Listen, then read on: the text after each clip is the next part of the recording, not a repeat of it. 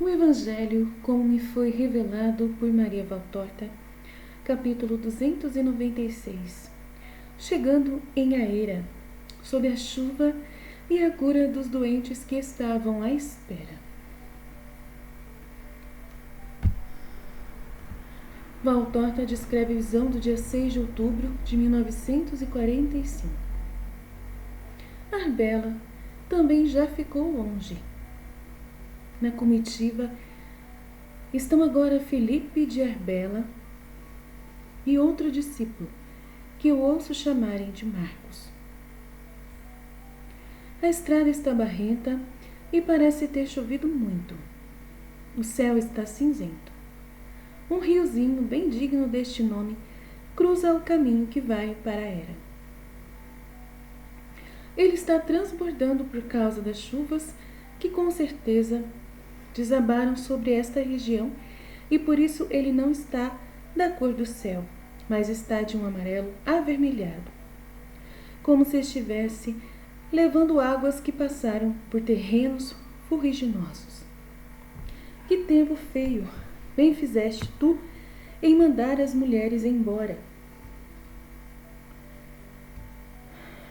Que tempo feio, bem fizeste tu em mandar as mulheres embora. Não é conveniente mais que elas andem pelas estradas, sentencia Tiago.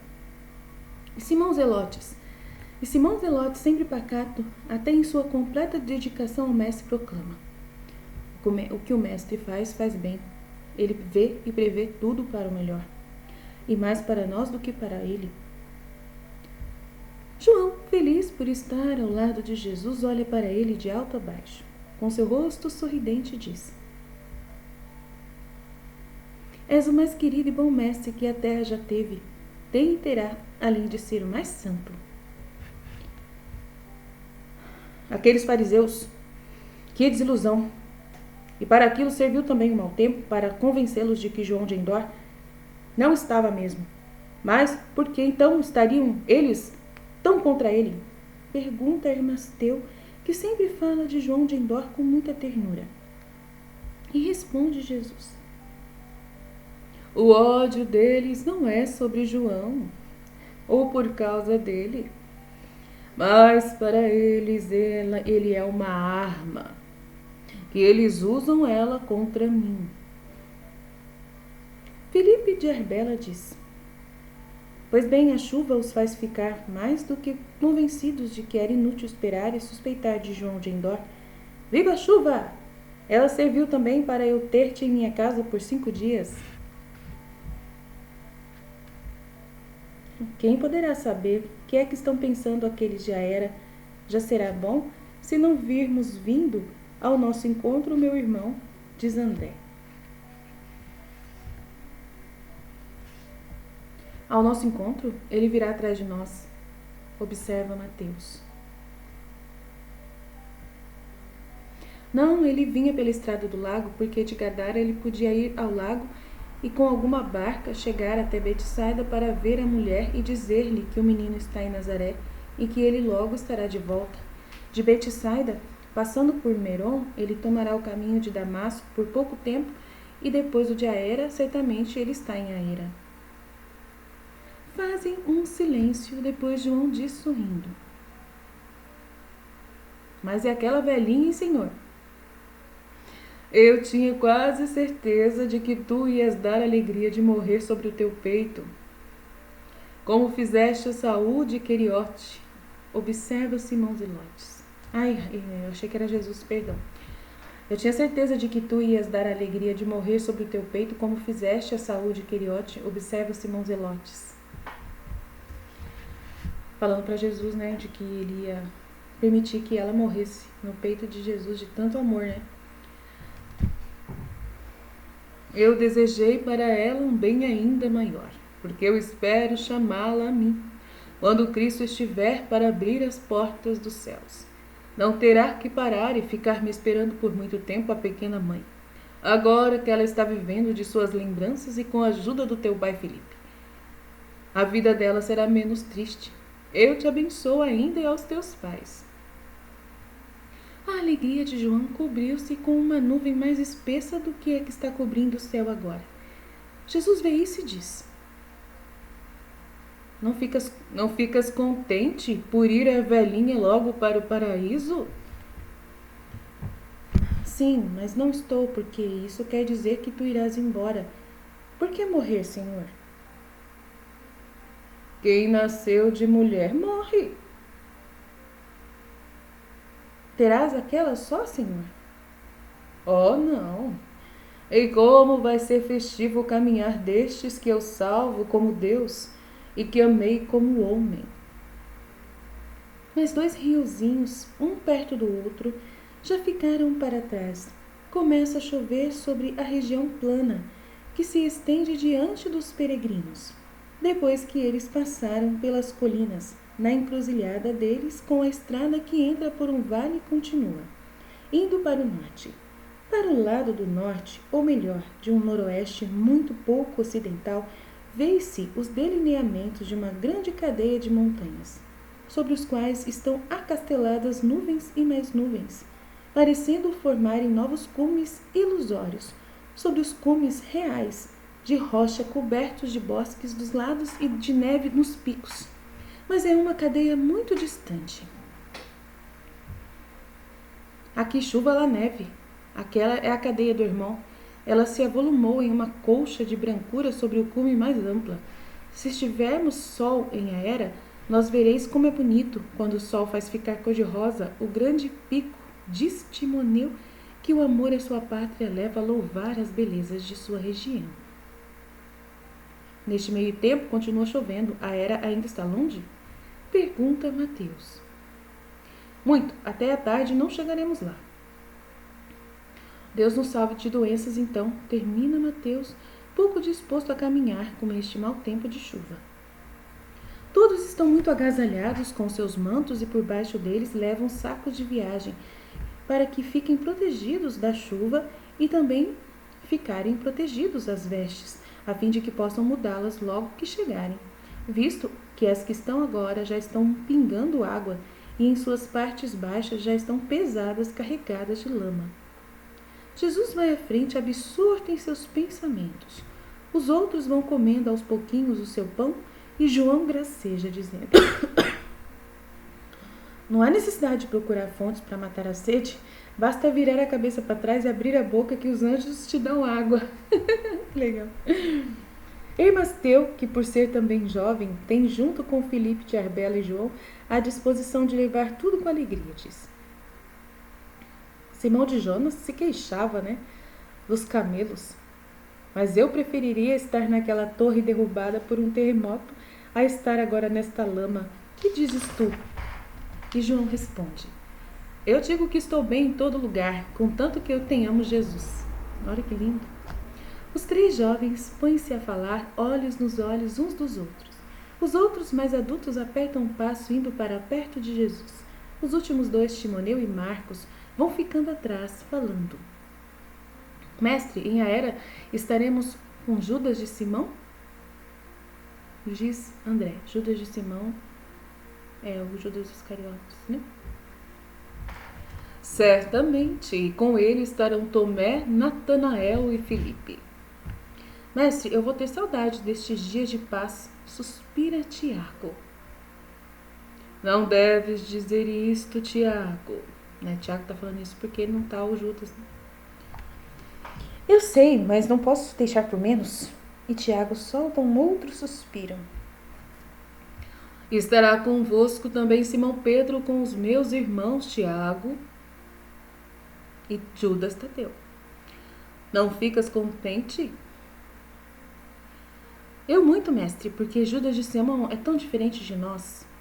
Por que Judas de Simão é tão diferente de nós? Ele perguntando, por que Judas Iscariotes é tão diferente deles? Porque a chuva se alterna com o sol, o calor com o frio, a luz com as trevas. Aí Jesus responde com uma pergunta. Por que a chuva se alterna com o sol, o calor com o frio e a luz com as trevas? É porque não se poderia ter sempre uma coisa só. A vida sobre a terra morreria. Falaste bem, Tiago. Sim, mas com Judas isso não dá certo. Responde, Por que as estrelas não estão todas como o sol, grandes, belas e fortes? Porque a terra se queimaria exposta a tanto fogo. Por que as plantas não são todas como aquelas nogueiras? Por plantas entendo todos os vegetais. Porque os animais não poderiam comer delas. Então, por que não são todas como as ervas? Porque não teríamos lenha para queimar, nem madeira para fazer as casas, os utensílios, os carros, as barcas, os móveis. Porque os passarinhos não são todos águias e os animais não são todos elefantes ou camelos? Estaríamos bem arranjados se assim fosse. Então, estas variedades te parecem uma coisa boa? Sem dúvida. Pensas então que no teu parecer, para que será que Deus as fez? Todas variadas. Para dar-nos toda a ajuda possível. Portanto, foi para o bem. Nossa, confirmando isso tudo que eu fiz hoje. Uau, uau, uau. Portanto, foi para o bem toda essa variedade de coisas e situações e pessoas, né?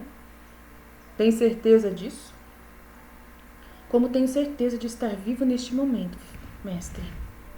E então, se tu achas justo que haja diversidades nas espécies animais, vegetais e astrais, por que pretendes que todos os homens sejam iguais? Cada um tem a sua missão e a sua forma. A infinita diversidade das espécies te parece um sinal de poder do Criador? Sinal de poder, uma serve para fazer ressaltar a outra. Muito bem. Também Judas serve para isso. E tu serves aos teus companheiros e eles servem a ti. Nós temos 32 dentes na boca, e se olhares bem para eles, verás que são bem diferentes uns dos outros. Não somente em suas 3 classes, mas até entre os indivíduos de uma mesma classe. E agora que tu estás comendo, podes observar qual o trabalho deles. Verás que aqueles dentes que te parecem pouco úteis e que trabalham pouco são justamente os que fazem o primeiro trabalho de cortar o pão, que vai ser levado para os outros, que esmiçoam os pedaços para passá-los aos outros, que reduzem os pedaços a uma papa. Não é assim, Judas? Não é assim? Judas, então, a ti te parece não fazer nada? Ou faz mal o que faz? Eu te lembro que ele evangelizou bem. Que ele evangelizou, e bem, toda a Judéia meridional, e que, como tu disseste, sabe tratar com os fariseus. É verdade. Nossa, Jesus é muito caridoso com Judas, hein? Gente do céu, vocês estão entendendo o que Jesus está fazendo aqui? Ele está defendendo Judas em questão, né, da utilidade que Judas tem para a missão dele. E aí a gente questiona, então Judas não se perdeu, Judas pode ter se salvo, né? Muita gente acredita que Judas não se perdeu, sabia? Mas aí a gente vai ver lá na frente que Judas ele tinha tudo para se salvar. Tudo para se salvar, né? Aí a gente vai ver lá na frente, que eu já li, né, o que aconteceu com Judas no final, que ele realmente foi morto e tal, né? Morreu e se suicidou por desespero. Então ele desesperou da salvação. Ele não confiou no amor de Deus por ele, pelos pecados que ele teve. Então, mas ele não deixou de fazer coisas boas. Ele não deixou de ser usado por Deus, como eu disse no estudo de hoje. Que Deus ele usa o bem e o mal, sempre, né? É verdade, Mateus observa e também muito hábil para arranjar dinheiro para os pobres. Ele pode e sabe pedir como nem eu sei. Talvez porque o dinheiro agora me causa náuseas. Simão Zelotes inclina o rosto e se torna carmesim de tão vermelho. André, que viu isso, lhe pergunta: está se sentindo mal? Não, cansaço, não sei. Mas deve ser outra coisa, né? Deve ser porque ele deve ter julgado muito o Judas, vai saber. Jesus olha fixamente para Simão Zelotes e ele vai ficando cada vez mais vermelho. Mas Jesus não diz nada. Eu não sei, mas pode ser vergonha, né? Vai correndo para a frente Timoneu. Mestre, lá adiante já se pode ver o lugarejo que fica logo antes de Aira. Poderemos parar lá ou pedir uns burrinhos. Mas a chuva já está passando, é melhor prosseguir.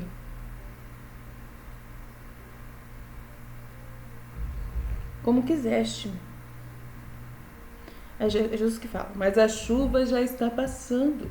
É melhor prosseguir. Me perdoe, gente. Esse é um capítulo muito interessante. Me perdoe. Eu leio as coisas meditando, né? Então me perdoem, tá? E a minha vida é corrida, vocês sabem disso, então me perdoem, né? Mas a chuva já está passando, é melhor prosseguir. Como quiseste, mestre, mas então, se me permites, eu vou à frente. Então vai. Timoneu parte correndo com Marcos, e Jesus sorrindo observa. Ele está querendo que tenhamos uma entrada triunfal lá. Já estão de novo todos no grupo. Jesus deixa que se anime a conversação sobre as diferenças das regiões, né? Continuando a falar das diferenças. E depois se retira para trás, tomando consigo os zelotes. Logo que os dois ficam sozinhos, ele pergunta: por que estás assim tão corado, Simão? Simão fica como uma brasa e não fala. Jesus repete a pergunta e ele fica mais corado e mais calado. Jesus torna a perguntar: Senhor, mas tu sabes, por que queres fazer que eu diga? Grita o zelote, sentindo a dor como se estivesse sendo torturado. Tem certeza disso? Ele não o negou, mas disse: eu faço assim por previdência. Eu tenho bom senso. O mestre não pensa nunca no dia de amanhã, que se sabe que é verdade, contudo é sempre, mestre. Dize qual é a palavra exata. É sempre demonstração de que Judas é apenas um homem. Não sabe elevar-se para ser um espírito. Mas uns mais, outros menos, sois todos assim. Tendes medo de coisas sem importância e vos atormentais como previdências inúteis. Não sabeis crer que a providência poderosa está sempre presente. Está bem que isto fique entre nós dois, não é verdade? Sim, mestre. Então, ele não o negou, né? Ele falou aqui para Jesus, mas disse: eu faço assim por previdência. Eu tenho bom senso. Aí Jesus estava falando, né, elogiando Judas, e aí ele viu que Judas falou isso para ele, mas que ele viu isso como algo mal. Aí Jesus está falando que Judas, ele é um homem muito humano, né, carnal, muito apegado à terra, né. Então são previdências inúteis. Ele elogiou que serve para alguma coisa, né? Judas serve para alguma coisa, mas que falou aqui que Judas, ele não sabe se elevar para ser um espírito. Daí por isso que talvez ele se perdeu, né? Vamos pensar assim. Sim, mestre, ele diz. Faça silêncio. E depois Jesus diz: dentro de pouco tempo chegaremos ao lago. Vai ser bom um pouco de recolhimento depois de termos andado tanto. Nós iremos a Nazaré por algum tempo por ocasião das essênias. Tu estás sozinho, os outros estão com suas famílias, tu ficarás comigo. Senhor, Judas e Tomé e também Mateus estão sozinhos. Não penses nisso, cada um fará as festas em família. Mateus tem a irmã dele, tu estás sozinho, a não ser que queiras ir para a casa de Lázaro. Não, Senhor, prorrompe Simão. Não, eu amo Lázaro, mas estar contigo é estar no paraíso, Senhor. Obrigado.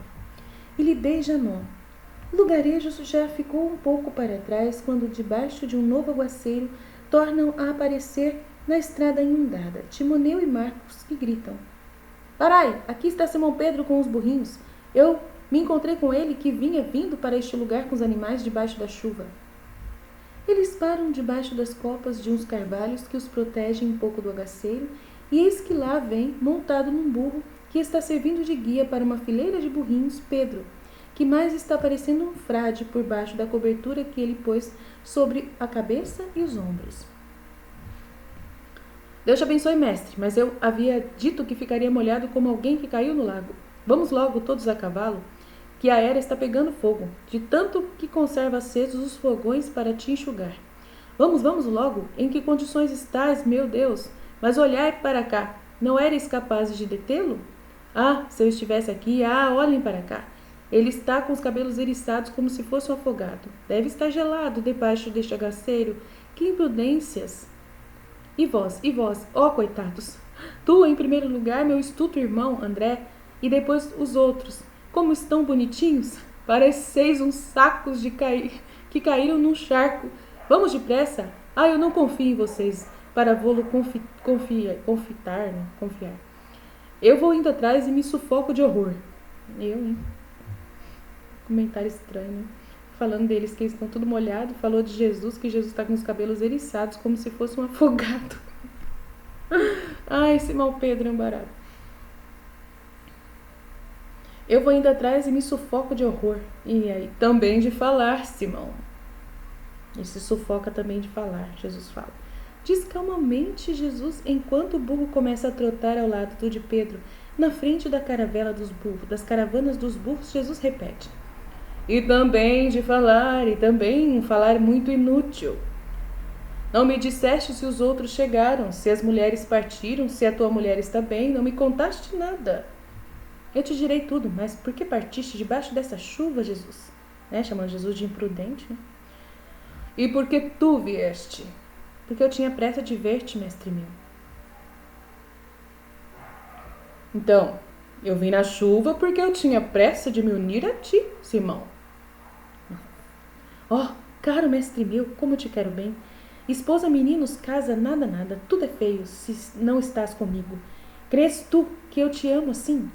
Sim, eu creio, e sei quem tu és, Simão. Quem? Um menino grande, cheio de pequenos defeitos, e por baixo deles estão sepultados muitos belos dotes. Mas um deles não está sepultado. É a tua honestidade em tudo. E então, quem é que está em Aera? Judas, teu irmão, com Tiago, mas Judas de Queriote com os outros. Parece-me que Judas fez um grande bem, todos o estão elogiando. Ele te fez perguntas? Oh, muitas. Eu não respondi a nenhuma, dizendo que não sabia nada.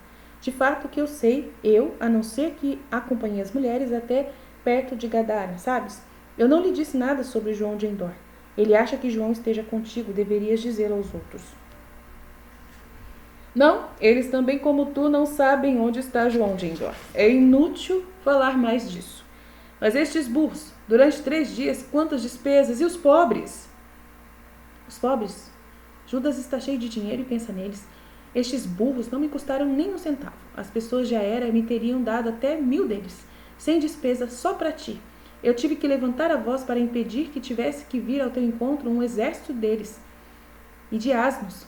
Tem razão, Timoneu. Aqui todos creem em Jesus. Eles são melhores do que nós. Diz Pedro e suspira. Nossa, que bom, né? Simão, no Além Jordão, nós fomos honrados também. Um galiote, umas pagãs e umas pecadoras e umas mulheres que nos deram lição de perfeição. Lembra-te disso, Simão de Jonas, sempre. Procurarei fazê-lo, Senhor. Eis os primeiros já era. Olha lá quantas pessoas. Eis a mãe de Timoneu, eis os teus irmãos no meio da multidão, eis os discípulos, os que tinham mandado na frente, aqueles que foram com Judas Iscariotes, e o mais rico de Aera com os seus servos. Ele te queria na sua casa, mas a mãe de Timoneu fez valer o seu direito, e tu ficas na casa dela. Olha, como estão lá encolerizados, porque o vento está apagando as tochas. Lá há muitos doentes, sabes? Eles ficaram na cidade, perto das portas, para poderem ver-te logo. Um homem que tem um depósito de lenha os acolheu debaixo de seus telheiros, e há 3 dias que lá estão, coitados. Pobre gente! Desde quando nós chegamos, ficamos espantados por não estares lá já. O grito da multidão impede Pedro de continuar e ele cala, ficando ao lado de Jesus como um escudeiro. A multidão, que já se aglomerou, se abre e Jesus passa montado em seu burrinho. Ai, que eu queria ver essa cena, meu Deus do céu. Abençoando enquanto passa continuamente. Uau, que lindo, meu Deus, que coisa fofa! Molhadinho em cima do burro, abençoando todo mundo. Que coisa linda. Entram na cidade. Vamos aos doentes logo, diz Jesus, sem dar importância aos protestos dos que o queriam ver abrigando-se dentro da casa, para lhes dar comida e aquecimento, trocar de roupa, porque eles temem que ele esteja sofrendo muito tão molhado. Eles sofrem mais do que eu, responde. Nossa, eles sofrem mais do que eu, responde Jesus. Dobram para a direita, chegam ao rústico recinto do depósito de madeira, a porta está escancarada e um queixoso gemido vem lá de dentro. Jesus, filho de Davi, tem piedade de nós! É um coro suplicante contínuo como uma ladainha. Vozes de meninos, vozes de mulheres, vozes de homens, vozes de velhos, vozes tristes como balidos de cordeirinho que estão sofrendo, cheios de amargura como os das mães que estão morrendo, esmorecidas como os de quem só tem uma esperança, trêmulas como quem não sabe mais por qual motivo precisa chorar. Jesus entra no recinto, ergue a cabeça o mais que pôde. Eu estou muito emocionada. Levanta bem a mão direita e diz, com sua voz forte: a todos os que creem em mim, saúde e bênção. Depois torna a montar no burrinho e faz como se fosse voltar pelo mesmo caminho.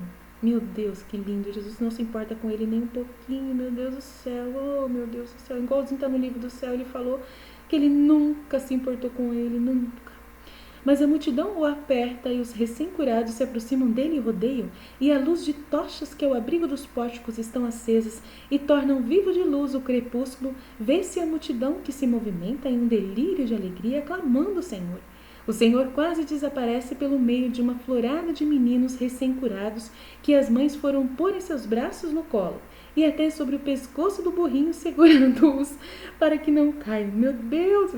Jesus está com os braços cheios de bebês, como se eles fossem flores, e sorri alegremente, beijando-os, porque não pode abençoá-los, visto que está com os braços segurando eles.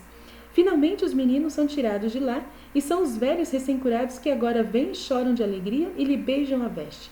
Depois vêm os homens e as mulheres. Gente, é assim que a gente tem que ser diante do Santíssimo Sacramento, é desse jeito assim. Tá? É noite feita quando ele consegue entrar na casa de Timoneu e restaurar-se com o fogo e as vestes secas. Esses aí creem em Jesus de verdade. Que a gente seja tão entusiasmados e amorosos assim com Jesus como eles são. Amém? Fiat. É assim que Jesus gosta dos pequeninos. Dos pequeninos. Seja pequenino, não queira ser sábio acima dos homens, não queira se apegar à terra. Se apegue somente a Jesus. Fiat, fiat, fiat.